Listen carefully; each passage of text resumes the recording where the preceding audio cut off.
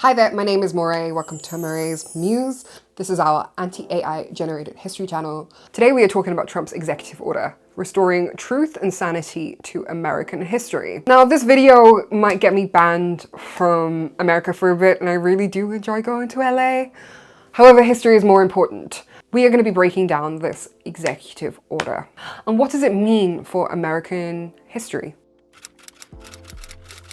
In a letter posted on the White House website, the administration told the Smithsonian that it plans a review of the exhibitions. The USA has a 250th anniversary coming up in 2026, and the administration wants the museums to reflect unity, progress, and enduring values that define the American story. And they issued an executive order in March 2025 and ordered the elimination of improper, divisive, or anti-American history. Trump's new vision is completely different from the vision that the Smithsonian had in 2019. This executive order wants to counteract the revisionist movement. It claims that the revisionist movement is rewriting American history with a distorted narrative driven by ideology. What is the revisionist movement?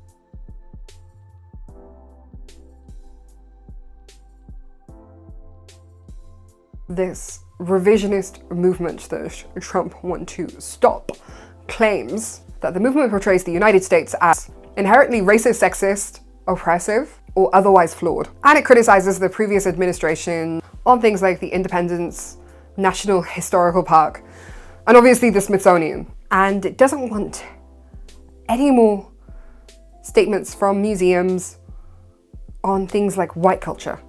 They want these federal sites to be solemn and uplifting, public monuments that celebrate American public heritage, progress, and obviously greatness, apparently. They claim they are saving the Smithsonian by doing this. And they're working with the Smithsonian Board of Regents to remove improper ideology, which sounds really familiar with past leaders. Can you think about who those are? Well, we currently have Bibi, for example, but Mussolini, Hitler, I mean, it's given fascist. The executive order makes it clear that they will be working with Congress. They want to ensure that future programs and funding for the Smithsonian exhibit programs that degrade American values or divide Americans based on race, or that are inconsistent with federal law and policy. Okay, trigger warning. Specifically, it states that the American Women's History Museum should celebrate the achievements of women and not recognize men as women in any respect. The Vice President is working to appoint new members to the Smithsonian Board of Regents, and they're restoring Independence Hall. They also want to restore truth in American history. This part of the order instructs the Secretary of the Interior to review if any public monuments, memorials, or statues have been changed to perpetuate a false reconstruction of American history. This document is a document that wants to influence how American history is viewed. And because of this order, any content that is ideological, divisive, or revisionist has to go. And Trump's vision of restoring history is very, very different to the Smithsonian's restoring history. They have had a Center for Restorative History since 2019. So Trump wants to undo a lot of this work. Trump's fascination with heritage is nothing new. Different presidents have had different visions for how history wants to be presented in the USA. Let's talk about how Franklin D. Roosevelt and Theodore Roosevelt felt about presenting heritage and what laws and executive orders they put in to make their visions a reality. Theodore Roosevelt and the Antiquities Act of 1906. This act gave the president power to declare national monuments on federal lands. And the Antiquities Act protected the natural wonders of the USA. He created a blueprint so that many presidents could protect American history on federal land. Then we have Franklin D. Roosevelt. He wanted to transfer the management of historical sites from the War Department to the National Park Service. A lot of American history is the American Civil War, so of course that transfer from the War Department to the Parks Department was necessary. Now we need to talk about why, with so many museums in the USA, why the Smithsonian is the most vulnerable to Trump's executive order. That is because what the British Museum is to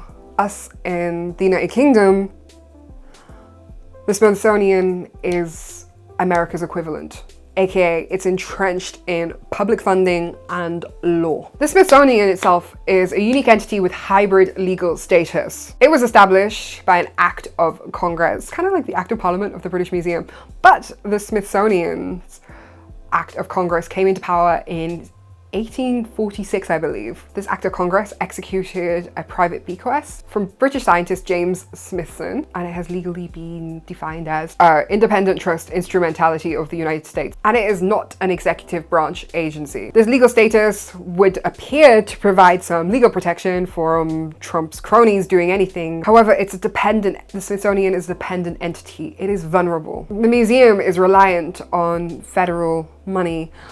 75 to 80% of money from Congress goes to the Smithsonian.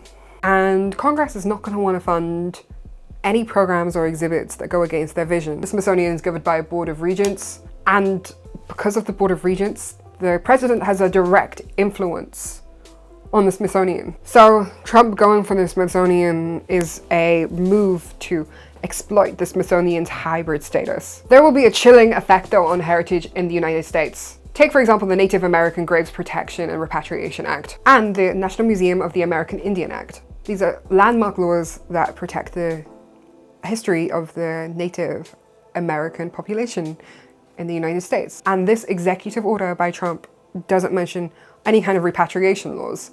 However, it is the beginning of changing how heritage is displayed in the United States. Legal challenges are a thing, as we know, somebody who's doing one right now because of Trump's new lens of seeing history. So yeah, Trump and his executive order, basically starting with the Smithsonian, could only be the start. And legal challenges for the other acts of good work that have shown American history in its full light could be challenged. And it's the start of bureaucratic stalling. This executive order is the start of something that could be quite harrowing, I believe, in the United States.